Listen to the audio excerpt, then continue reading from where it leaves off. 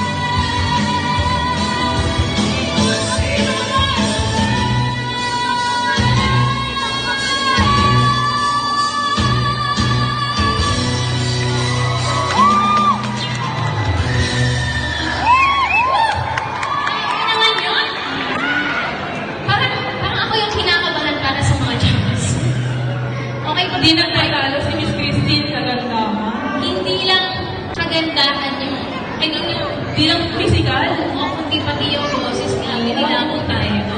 Saan galing yung boses ko, B? Alam mo yung pag nakita mo siya galing sa kanya mga sweet songs, di ba? Oo. Ano yung pag rock and roll? Ay! Yan, rock and roll yan. Yan. Grabe, ang ganda ng press mo, B. Hindi ko alam kung saan ang galing yung boses. Gigil din ako dito. Masyadong magaling. Ayan. Ganyan ako natin ang momento. Si Mr. Ryan Mendoza. Hello, Christine. Ang mga sasabihin ko lang, ito yung mga nakikita ko lang na sa'yo. Yung vibrato, alam mo yung vibrato, no? Actually, sa mga karamihan sa mga kumakanta, minsan may mga vibrato na sobra, no? May mga vibrato na kulang. Sa'yo yung vibrato mo, sakto, no? Marunong ka gumamit ng vibrato.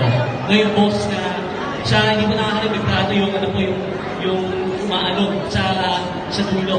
No, kahit may mataas na may vibrato pa kasi karamihan sa mga singer na kumakanta sila, diretso na wala na vibrato.